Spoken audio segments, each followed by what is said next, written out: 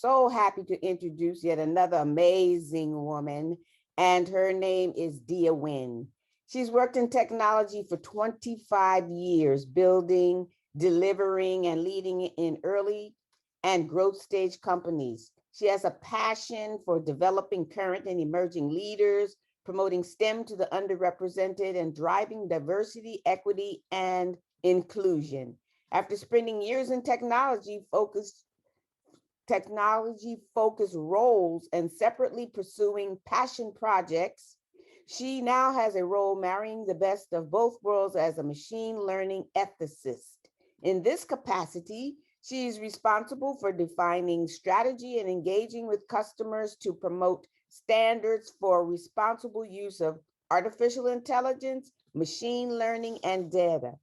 In addition to her work in technology, Diya is an ambassador for inclusion and diversity, a pioneer in the company leading the Women in Professional Services and advisor for the Black Employee Network in Professional Services, AWS's first business unit aligned affinity groups. For her model of leadership, she was awarded a Pathfinder Award by Sungard Availability Services, WWCO Inclusion Ambassador Award, and was a 2020 finalist for the Women in IT Awards Advocate of the Year. She also presented at the United Nations General Assembly Conference 2020 on Women Empowerment and Gender Equality.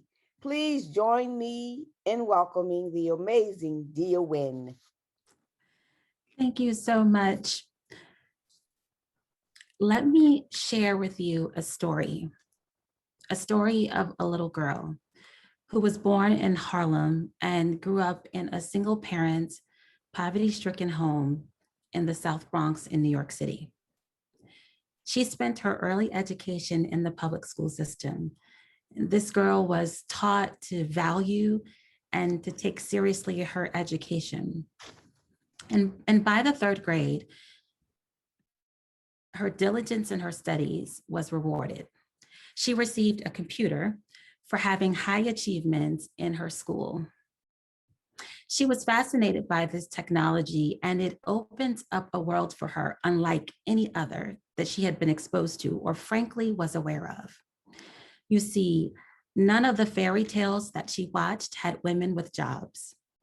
None of the books that she read told stories of women in computers or in science. It wasn't reflected in any of her studies either. The prevailing thought and pictures for media portrayed certain roles for women that were homemakers, teachers, or maybe a nurse. And it wasn't something that she saw in the women around her. So you can imagine, even though she was in this new, exciting, and intriguing territory, this experience was foreign and perhaps frightening. I'm sure she was too young to know this, and the true weight of her decision she didn't understand. But with all of the intellect and curiosity that she had, she made a decision at 8 that set her on a course to study and pursue a career in computers. Technology changed her life. That girl is me. Now, when I was young, we didn't have computers in our homes. We didn't have iPads or iPhones or Galaxy Tabs. They weren't even created then. And my mother didn't even have a cell phone. Getting a home computer was a big deal. To be honest, at the time, the computer was pretty basic. The Commodore VIC-20 had 5 kilobytes of memory, and half of it was used for the operating system. Our cell phones have 128 gigabytes of memory or more now. We have more computing power in our pockets than I did in my home computer. The VIC-20 did some of the most basic things in black and white or brown and orange. I think the most complicated or perhaps the most memorable thing that it did was this game called Pong, with a rectangle block on either side of the screen and a square ball that bounced back and forth. But that award, that computer, that was the beginning of something for me. It exposed me to new possibility. And at the time, I decided that I wanted to be a computer engineer. Exposure.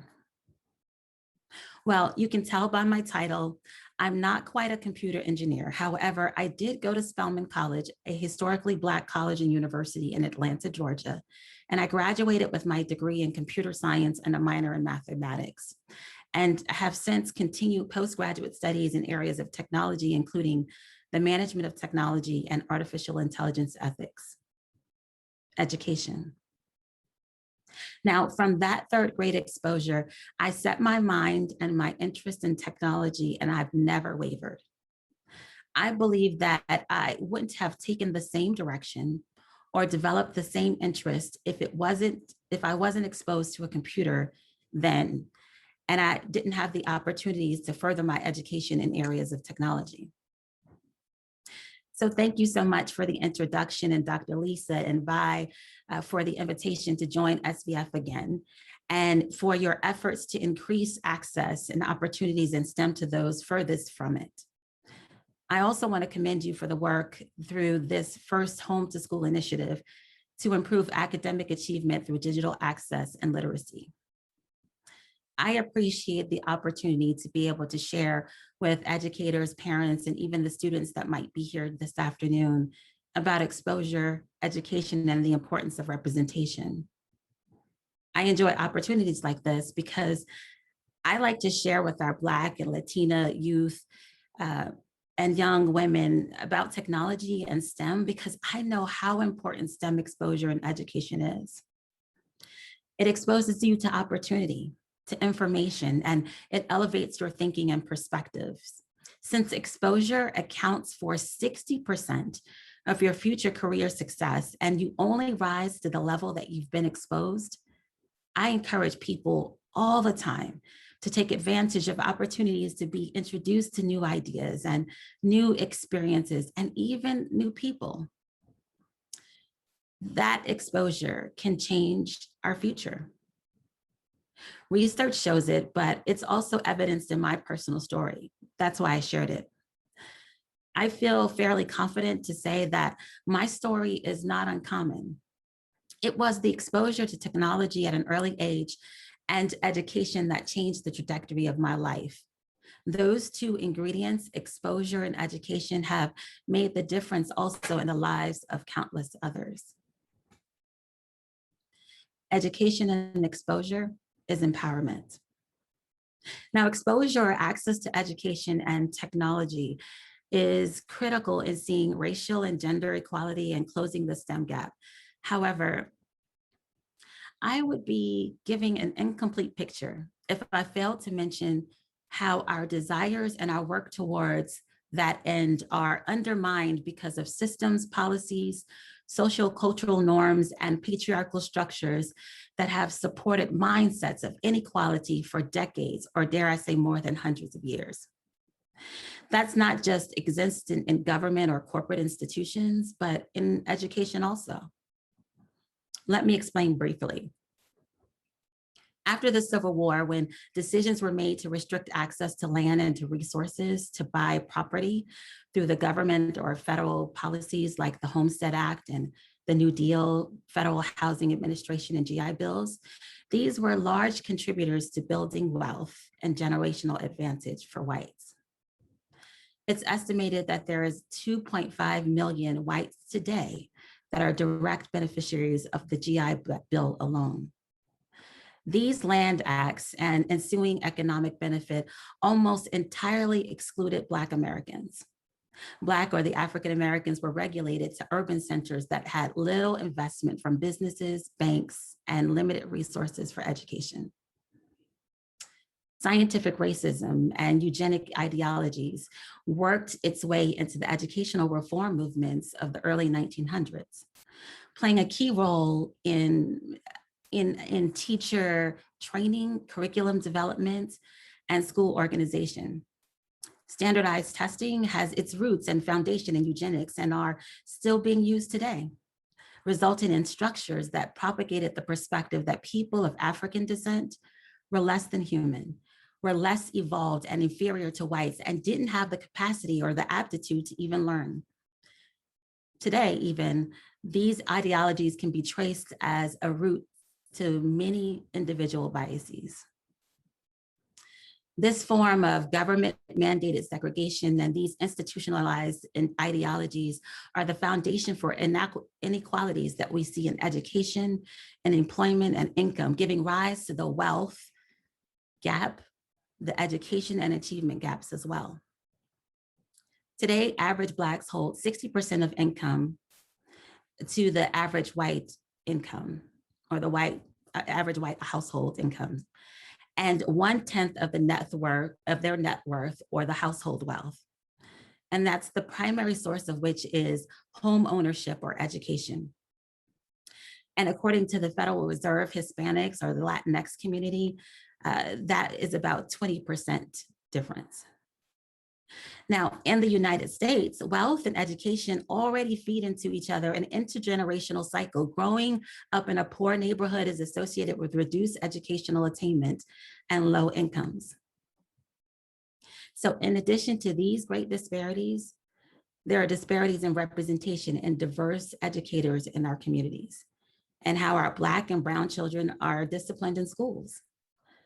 These factors matter and have an impact at almost every educational outcome that you can think of. For example, racial and implicit biases don't just influence how teachers teach, but these biases also affect whether and how they discipline students for misbehavior. Researchers have even found that significant positive results occur when Black and Hispanic students have teachers who match their race or ethnicity. There's better attendance, fewer suspensions, more positive attitudes, and higher test scores, graduation rates, and college attendance. Teachers of color also have higher expectations of their students of color, which also fuel other gains. I've given you a bit of historical context and data. So why is this important? When you know the origins, then you understand that the outcomes and the downstream impacts really shouldn't surprise us. In the US, with women in tech, women are 50% of the population, and they earn some 57% of bachelor's degrees, but only 12% of them are in computer science. Women only make up about 13% of the engineering roles, and 1 in 4 data scientists are women. And only 5% of those are tech leadership roles. 29% of the workforce are in areas of science and engineering, despite their academic achievement being equal to boys in K-12 education. And since the pandemic, while the effects on women and people of color have been devastating, according to recent statistics, with a total of 2.5 million women leaving the workforce, and about 54% of them saying that the pandemic is making it harder for them to break into the technology industry. Men outweigh women in major fields, in almost every STEM field in college. And the gender gaps are particularly high in some of the fastest growing and high paid jobs of the future, like computer science and engineering. And then when we bring ethnic background into it, Latinos earn 12% of the degrees in STEM, or 12% of them earn degrees in STEM and only hold 8% of STEM jobs. And for Blacks, it's 8% of STEM degrees and 6% of STEM jobs. I know all of these are not necessarily your problem to solve, and it's not the focus of the program that we're talking about today, but we absolutely need people considering the challenge before us holistically. We have to address the underlying structural racism and inequalities, preventing people of color from reaching top positions or simply retaining a good job in STEM. In order to see fundamental changes that address the gaps and work that we do towards equity, and when I say we, I mean a collective we that requires the involvement of government, public and private sectors, industry and organizations, we must be determined to address systemic and institutional barriers that perpetuate discrimination against and keep us all from being equal. And that can't be done by women or people from the marginalized communities alone. It requires the collective and active work and partnership of men and the majority. Leaders must be fully committed to drive a culture of change that eradicates racism, addresses implicit biases, demolishes institutionalized inequities, and operationalizes processes that support real diversity, equity, and inclusion. There is an Iranian educator, an entrepreneur who was noted in the BBC's Top 100 Women in 2019. Her name is Raya Bishardi. And she said, when half of the human population is denied their full potential, the world as a whole is at an enormous disadvantage. So I'd say it's time to give the marginalized the advantage. Initiatives like this are vital. And I know that I talked about a number of the other systems and the other areas that we need to focus on. And we need efforts that will, like this, that will continue to provide access and opportunity, exposing and educating the underrepresented, and even at earlier stages as well. We need a continued and even greater commitment to empower and educate and expose the underrepresented to all areas of STEM. This is the work that remains. Women and people of color need to be full players in every area of society with the freedom to create, to earn, to own, and to build. That means being able to take full advantage of the benefits of technology and STEM and having a seat at the table. In the words of the late Ruth Bader Ginsburg, they belong in all places where decisions are being made. So women and people of color have to be in the boardrooms and in government. They have to be being employed and being entrepreneurs. They have to have access to healthcare and own the decisions for their bodies. They have to be educated and be able to pave the way for those that follow. They have to be included in history and be able to make history. We have to see ourselves in positions in society and be seen by society. To see more women and people of color empowered, women need to be, and people of color need to be exposed and have education and real commitment to change. That means our collective willingness and our courage to put down those policies and systems of oppression and create opportunity. Thank you.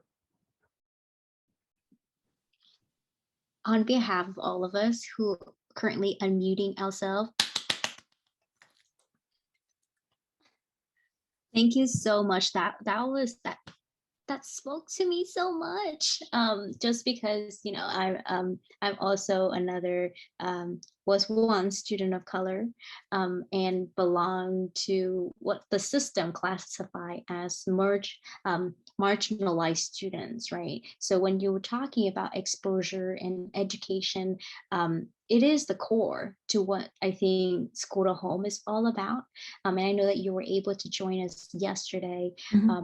And everybody, please, if you have any questions, I think there is one question from Sunny. It was super long. Sunny, would you? Yes, no. I want to. This is Sunny McPeak with the California Emerging Technology Fund.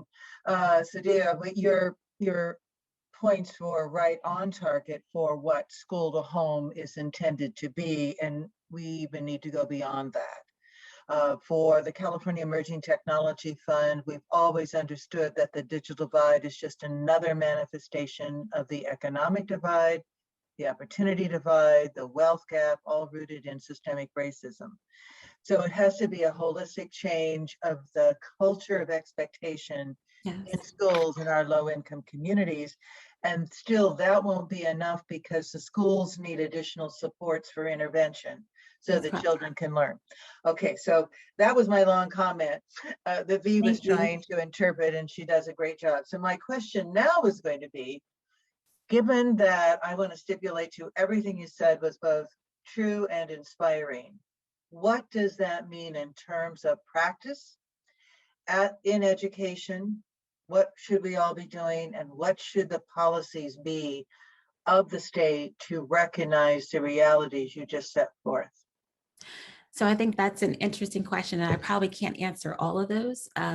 One, because I think that like policies, I know that there have been a number considerations, things around, establishing, and people have talked about reparations, but I think it goes beyond reparations as well, because again, we need consistent structures that are going to begin to advantage those that have typically been inadvantaged or disadvantaged. But it is investing in other structures, right? Even when we go back to thinking about when public housing was established, right? If we understand kind of the history there, well, initially it was intended for white communities, but there were subsidies being provided in order for them to move into those projects, right? Well, similar kinds of subsidies, there were subsidies provided to development organizations or development companies in order to build properties for people to live in. And then they subsidized them to move to those in other areas and gave benefits, right? Those same kind of structures that we provided in order to give access and preference to whites at that time are the same kinds of things that we now need to make adjustments for to be able to provide to people of color, to begin to give them the advantage. Then, I think from an education perspective, it is programs like this and others that we need to continue to put in place in partnership with corporations and other organizations to really begin to provide better and access to advanced technology and be able to bring that to our students earlier, right? Because I know some programs start at high school. Well, they say that the general age for women to lose interest in technology is in the 4th grade, right? So we can't wait to high school, right, to begin introducing those things to them. So we need to start and bring those things back earlier into earlier stages of education. I think the thing is true too for just general exposure. Like I would like to see, and I mentioned this about my story, right? Changes in terms of our books and the content that we put before our students, right? It doesn't help us that we read stories like Cinderella and all of those, no offense against Disney, but most of those stories that we typically have read and we continue to read in school to our students perpetuate stereotypes that don't actually make us interested in other roles like science or being a fireman or a police officer. Why? Because those pictures, those stories perpetuate the stereotypes that say that those roles are not for you, right?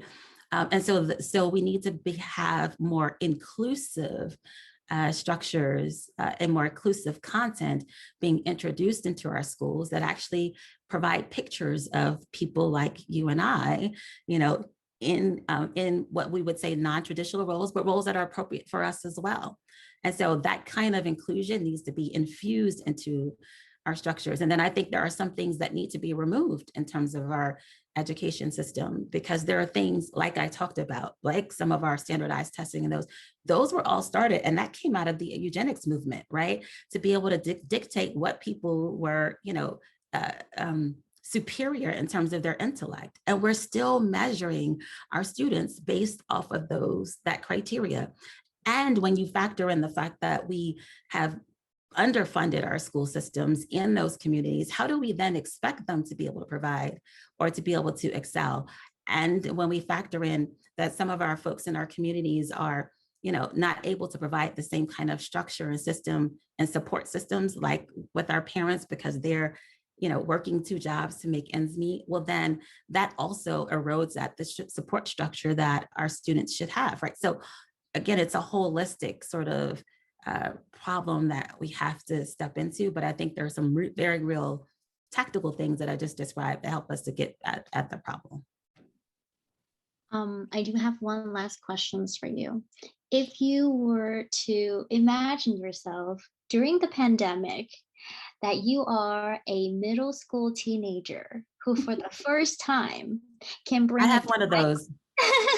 So for the first time, you can bring a device home to use, not because your school were previously available, but because now more like you have to study from home with this device.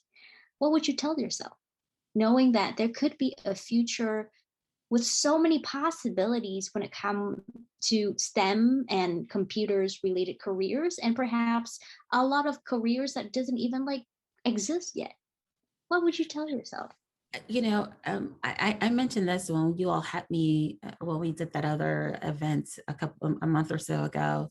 And, it is, being open to, the possibility, like, and actually entering in or leaning into learning, right? Being creative or curious, I think is the word, being curious. And so it would just be being willing to explore, right? It could be new. It's something that I may not know, but really being open to exploring whatever that new piece of technology is. I try to encourage my son that. I mean, he will explore video games, but not so much many other things. But I do, we try to expose him, much like I'm describing, to new things. And so because he's interested in video games and art, then I'm always looking for programs that I can introduce technology to him, and going through the lens of art or video games, right? So how would he, learn how to create one or to draw one and online and stuff like that. And so for me, if I was a middle school student, I guess I would say, like, don't be afraid, try it out, right? Be open and lean into the curiosity so that I might be able to have an opportunity to learn something more or learn something new. Thank you so much. Well, I think that's conclude our precious time with you today. Again, thank you so much for joining us. Thank you for having me.